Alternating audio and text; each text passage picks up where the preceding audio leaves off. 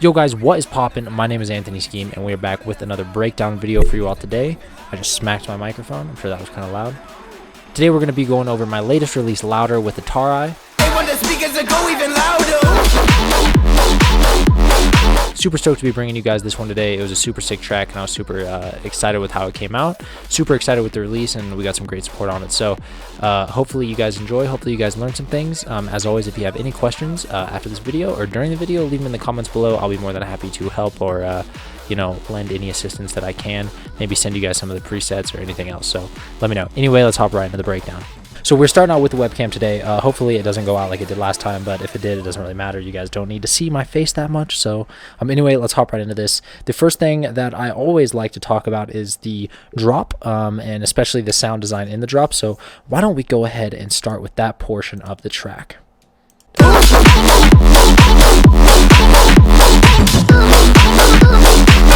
So let's go ahead and start with the lead wobble that you hear here. We have, let's go ahead and open this. So this is our main lead. This is a patch that I used a really long time in a track called Gucci. But I reworked it, changed it up, worked on the processing a lot, and turned it into this lead. So the base patch was a patch that I used quite a while ago, and then I turned it into the patch that you're hearing now. So let's go ahead and solo it. We're doing an absurd amount of routing with this LFO here. This LFO is what kind of forms the entire sound, and the waveform, as you can see, it is routed to a whole lot of stuff. This is a pretty complicated sound from the beginning, and then after tweaking it and kind of remaking the patch, it just got more complicated. So you guys can get an idea of the sound design used here. Feel free to pause the video, take some extra time, try to recreate it if you want. But like I said, this one's going to be a little bit to recreate on your guys' own because there is a shit ton of routing on the LFO here. But you guys could probably get pretty close, just kind of trying to replicate these settings here. So so yeah, so then we have that lead. As you can tell, we have it on half step, and then we are using it as almost if it was a quarter. But I wanted to form each wobble kind of differently. I wanted to form each wobble a little bit differently, so it kind of had a flow to it, right? I didn't just wanted to have it be this one wobble right here in the whole LFO. I wanted to have two different ones, so I slowed it down a little bit and drew out my my two wobbles here. So let's talk about the sub bass I'm using. Pretty basic, massive sub bass that I like using. I call it Fire Ass Sub because it's a really, really good and powerful sounding sub, and it works pretty well in a lot of the bass house octaves that I use, especially in this kind of bass house. So not too much to talk about here. I do a little bit of limiting, a little bit of EQing, as you can see, not much, just boosting some of those lows a little bit past that. And then of course I'm using Kickstart for my bass side chaining. I do another side chain in the mix and master, and you could actually probably see it here. I do a side, oh actually no, I think I just used Kickstart for this one, and then once I bounced the stems for the mix down, I made my own side chain and drew it out myself. So let's go back to the lead here. Something I want to bring you guys here is a lot of the post-processing that I'm doing, which really brings out this sound. As you guys can see here, I have a lot of post-processing going on. I'm using every fucking channel in my mixer. So I have an EQ, which is bringing out some of the low end, bringing out some of the mids, a little bit taking away from some of the highs. I have my Kickstart, I have a Fruity compressor on there, I have Homicide on there, which is a really crazy distortion plugin that I use. I really don't know how this plugin works, but I found this one preset for Homicide that sounds really good, and I kind of just use the same one every time. I got a limiter on there, which is just boosting some of the gain just a little bit to bring it up a bit more. I'm using a vocodex preset that I found, and I have it turned down quite a good bit. DJM filter, which I'm using for the build-up, another limiter, which I don't think should actually be turned on. I don't think that's supposed to be there. I think I turned it off for the bounce, and one final EQ to bring to do a low cut on, so just cutting out all the lows. So what I'm going to go ahead and do here is I'm going to play this lead with no post-processing, and I'm going to slowly turn on each thing that I just went over.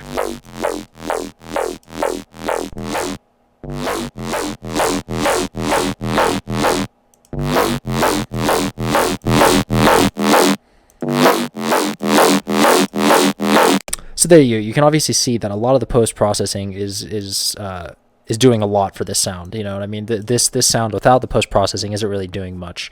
So especially the homicide and the vocodecs are really bringing out the sound, really making it thick and dirty and distorted and what you want to hear from a bass house track like this. So let's go ahead and get into the perks. I use a perk loop from the boy Fiasco. I fucking love this perk loop. I might have changed it in the mix and master. I can't remember if I did or not, but I always use this as my bass perk whenever I'm sound designing and making my concept, because it's just a really tight drum loop that sounds good with pretty much every genre. So I always use it kind of as my bass layer, and then I make the track, and then I'll usually change out the actual perks I use, which I think I did here, but I might not have. So shout out Fiasco, go shoot that boy a fucking Paulo. I'm using a pretty basic clap. I think I have 2 layers here. If not, I'm tripping. Yeah, I have 3 different clap layers. All of these are from my sample pack, which you can go purchase. I don't even know where you can purchase it. I think it's on the Panthers Groove website. I don't know. Hit me up if you want the download for the sample pack. I'll just fucking give it to you. Then we're using a kick. Really punchy and bass heavy kick. I think it's one of Drezzo's kicks. Got a little bit of post processing on there, but not much, just some EQing just to bring it up a little bit. And then let's go ahead and talk about the vocal chop here, which is that kind of desired vocal chop that a lot of the bass house guys are using right now. But this is kind of my take on it. I don't really overcomplicate these vocal chops. I just found this Sceam or this splice vocal. And so what I do when I'm making my vocal chops for a drop is I pretty much just play the perks like this, getting the groove right, and then I just chop it up. I kind of chop it up. It's almost like I'm making a beat, almost like I'm making a rap beat. You know what I'm saying? I just chop it up and see how I feel. You know, I just kind of play. I'll chop it up a little bit and throw it in there, and then usually from hearing that, you know, just kind of random chopping, I'll get an idea. So for in this here was my idea.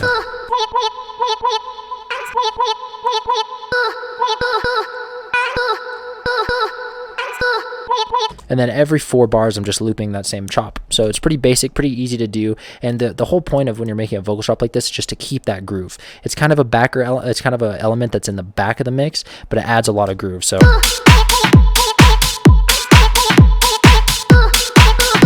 yeah, it just kind of adds a little bit of a groove. You don't got to do anything too crazy with these vocal chops, and they still sound really tight.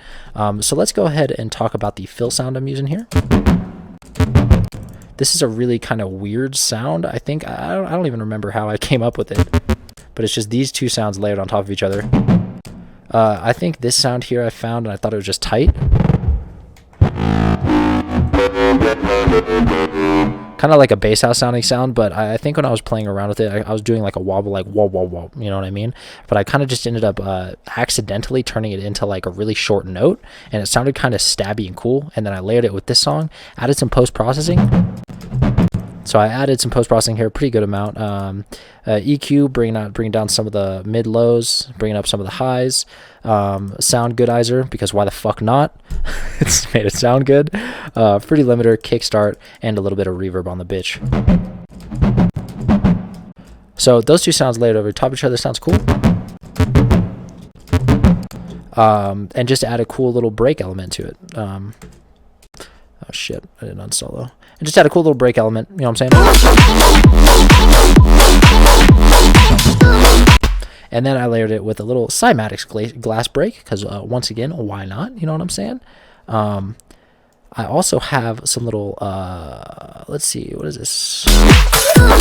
Little perky sounds. I think a big part of what makes this track is a lot of ear candy. I don't know where I got this little sound, but it's just a little, ooh, you know what I mean? So there's a lot of ear candy going on here. I have those glass breaks. I have the vocal chop going, these kinds of sounds. And these sounds are usually on either the middle of a bar or the end of 4 bars. So it just kind of brings some variation into it, adds a little bit more kick, and just adds that extra ear candy in the background.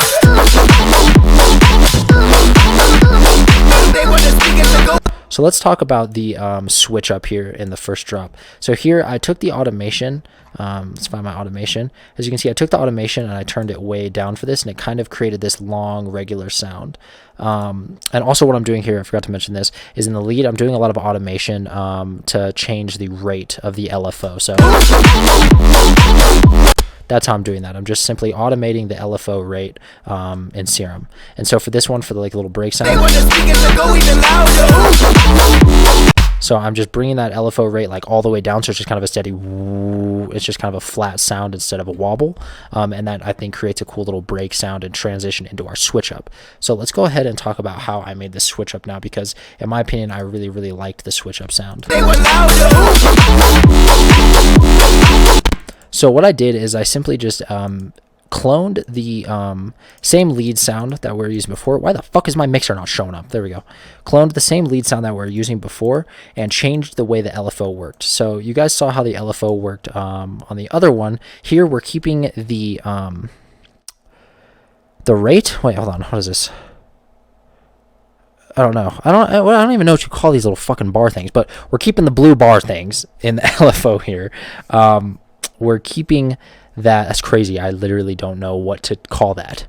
I don't know what it's called. That's crazy. I'm probably just forgetting about it. Anyway, we're keeping this right in the middle, right? So that's how we're creating that sustained bass sound. And then we're adding two little whoops in there, right? So it kind of almost sounds like I'm layering a wobble on top of my sustained bass. Kind of sounds like I'm adding a wobble on top of my sustained bass. What I'm actually doing is I'm just bringing that cutoff up whenever I want there to be that wobble sound. So let's go ahead and play it soloed. Which added a really cool effect. It almost kind of added like a layered sound. Instead of just going with a straight sustained bass, it kind of adds like a little bit of variation, and it kind of keeps that same bass house wobbly flow that it had before, but with the heaviness of that big sustained bass on it. I'm using the original sound here for the first two. Same post-processing, everything's the same except for the change up in the LFO, which I really liked, and I thought is a big major point to the track, and I think the vibe of the track is this switch up. I was very excited with how it came out, and I was stoked when I kind of made that discovery on changing up the LFO to bring elongated bass in. So nothing other than that has really changed, but it's a very easy way of doing some variations, just cloning the sound and making it sound fresh and doing something different with it. It keeps the flow, and it sounds dope. So let's go ahead and talk about the second drop here. So the second drop is a bit of a hybrid trap drop. Let's play it. They want the speakers to go even louder.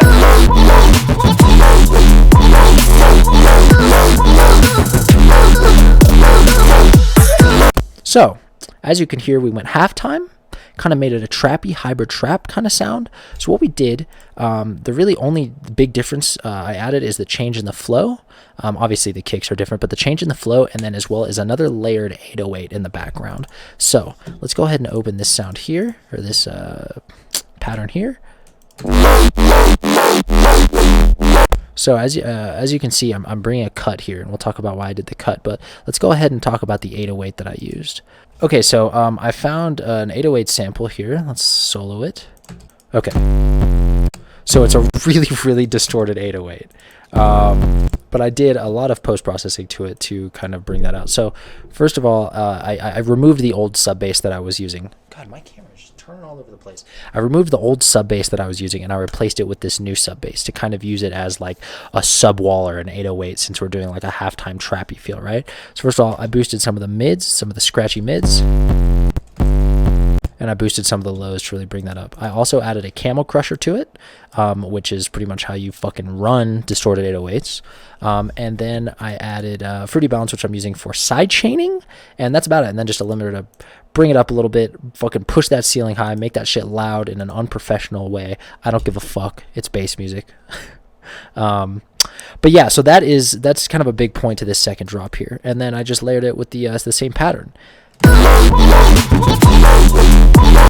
And then what I did here to bring this flow is once again duplicated my Sceam, and this time I'm using my lead patch. This time I'm changing the way it kind of evolves here in the LFO. Once again, just changing up that LFO a little bit, and then adding this little in-between wob. So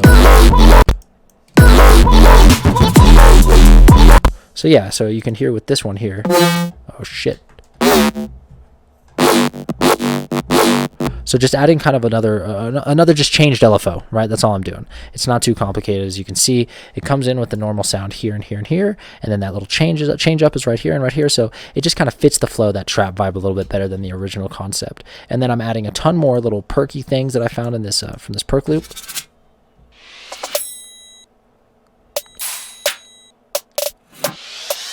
So yeah, not crazy perk work, just found a cool perk loop, chopped it up, and it sounded good. Usually having the perk hits either on the snare or the kick, same exact vocal chop, same sound here, but using it differently. I just changed the placement of the little like doo-doo-doo sound. Yeah, so just really chopped it up, screwed it up, chopped and screwed. My camera turned off, so this is where the camera ends now, which is fucking great. I don't know why. I think it overheats or something. Either way, you guys don't need to see my fucking face. It's fine. It's fine. I'll have an outro.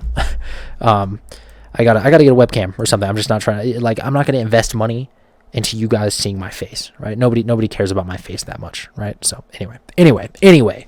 So once again, carrying this elongated 808 here, down below, and I'm just keeping at one flat note because this is all one flat note. The note never changes, so the note of the 808 never changes either. And then I have my 808 changing notes where I have a note change here. So pretty basic stuff. Just chopped it up, screwed it up, changed the style, added some hi-hats, changed the kick and snare pattern. Once again, just added a snare from my sample pack, and it adds a really cool variation. Now to bring it back to the house part is where it became hard. So I took the original bass, and instead of doing an elongated, like lowered the rate of the LFO, I raised it up. So I had it low at the beginning, and then I raised it up, as you can hear here. So right here, how this is, the LFO is all low here for this part, just like the other mid break thing, whatever you want to call it. And then for this little part here, I raised it up. So as you can see, if I can find the rate, just put that shit hella high. Kind of sounds like a wheel back, you know, on vinyl. I think it brought back the original style well. And then I also brought back the perk loop here as well, so that it takes us from that halftime trappy sound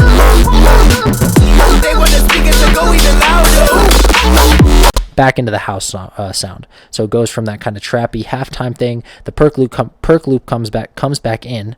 The spin back comes in, and it brings us right back into the house part. So that is the majority of this track, and I think one of the most important things of this track, other than fucking ATARII murdering it, but we're going to talk about that in just a sec. So as you guys know, I love putting rap stuff in my tracks, whether I'm making G house or whether I'm making house, bass house, whatever it is. I love putting rap and hip hop elements in my track. So I originally started this off as just a trap beat, and let's talk about that trap beat now. So I started off with this little plucky here. Wrote that melody. I thought it was really catchy, kind of fit that rap and trap vibe. Pretty basic patch here. Just found it in my little patch folder. Played with it a little bit. Kind of brassy sound. Kind of sounded cool. Kind of fits the types of sound that I like to use. Added a camel crusher to it because I wanted some distortion in there, make it a little bit more dirty and grungy. Did some limiting, and then I layered it over this pluck. That's not a pluck, that's a violin. I always read these thinking I remember what it is. Layered over this violin, because I questioned myself. I was like, do I want to do a brass pluck or do I want to do a violin? So I put brass pluck, maybe. Yeah, it's a violin. So added over this violin, just a contact library, nothing crazy, just a basic contact violin. Same thing. And then I took it and layered it over my classic serum pad. My classic serum pad that I always use for my breaks is in here. I love that deep atmospheric fucking pad. I love it all the fucking time. I use it in one way or another in pretty much every fucking song because I love it and I love the atmosphere it brings. And then I also layered it over this sound to bring a little bit more atmosphere and kind of another Reese pad. Kept that shit low though to keep it in the back of the mix. And then I layered it over probably the most important part in all of this is the brass. So overall it sounds like this. Ton of hype, ton of elements, and then that nice hooky, nice, sound that gets you hooked in there. And you have a dope fucking rap intro. Then I layered it over with the vocal chop from the bass line just to kind of bring that same style around. Kind of makes it, kind of makes the transition from the intro to the drop flow. You know what I'm saying? And then we brought in the rap. So once it had a snare here, as you can see, I had a snare, some impact, stuff like that. I don't want to dive too deep into this because I feel like the main thing you guys are here for is that bass house drop. But either way, I want to dive into it. Added this little snare roll here, and then brought in our 808, which just brings it right back. I cut the pads out here, as you can see. The Reese pads and the deep serum pads that I use are just for the intro. I cut those out. right when the 808 comes in. And the 808 is pretty basic. You guys have seen me form these 808s multiple times in older videos. If you haven't seen them, check them out. A lot of helpful information there. But just distorted, grungy, deep 808 using analog sine wave. Basic shit. Camel Crusher, basic shit. Kind of similar to what I did in the 808 in the trap drop part of it. Added some hi-hats, added some impacts, and that's where ATARII's vocals come in.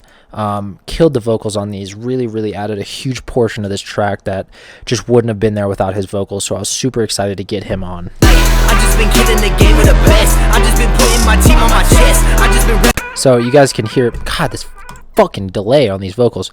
As you guys can hear, also add a delay to the vocal chop things. As you guys can hear, there's not a lot of processing here. I did a lot of the processing in the on the bounce stems and the mix and master. But yeah, I mean, you can kind of see here, if you've never worked with raw vocal stems, you can kind of see the different layers. I didn't do much here. Like I said, I did some processing in the final mix and master, in the final mix down to the vocals that aren't here. But overall, you know, it's just him killing it. Don't got much to say there. Once again, I've talked about my build-up technique a lot, and this video is already pretty long, so watch some of my older breakdown videos if you want to learn more about my build-up technique, kind of just my signature build-up style. This time I had a hook from him to use for the build-up instead of looping the vocals, which was really nice. Once again, kind of layering my lead from my drop into my build-up, as you can hear this way. for you chick, you know that I found that they want the speakers to go even louder. Go even louder. Go even louder. Pretty much, oh my god, misclicking. Pretty much my normal build-up style, which leads us right back into the bass line. The second break is pretty similar, keeping it quiet with just the pads, bringing it back up with the brass, bringing it back up with the pluck and his vocals, his second verse. Once again, you guys can see the pretty basic progression here on how it worked. I also layered it with something else. I don't know what else I did. Brass pluck again, question mark. Apparently, I just fucking added the same violin twice, so big ups to me on that. Maybe I just realized that now, but it worked, so fuck it. Pretty punchy kick here for the kick, but once again, it's pretty basic shit. Nothing crazy. Nothing that I really want to talk about in too much detail. So that overall pretty much wraps up this frickin' track. So guys, that about wraps this one up. I hope it was helpful. I hope you got some insight on how I produced this heavy frickin' bass house tune with the boy ATARII. Huge shout out to 40 Ounce Cole. Huge shout out to ATARII. Like I said, if you guys have any questions about the sound design, the structure, the way I did anything in this video, let me know in the comments below. I'm more than happy to always help, because that's the point of this video. I just want to help y'all learn, give you guys a cool insight on how I made the track and my thought process behind it and all that stuff. So I love y'all. Thanks for being fucking cool, and I will see y'all next week. Peace.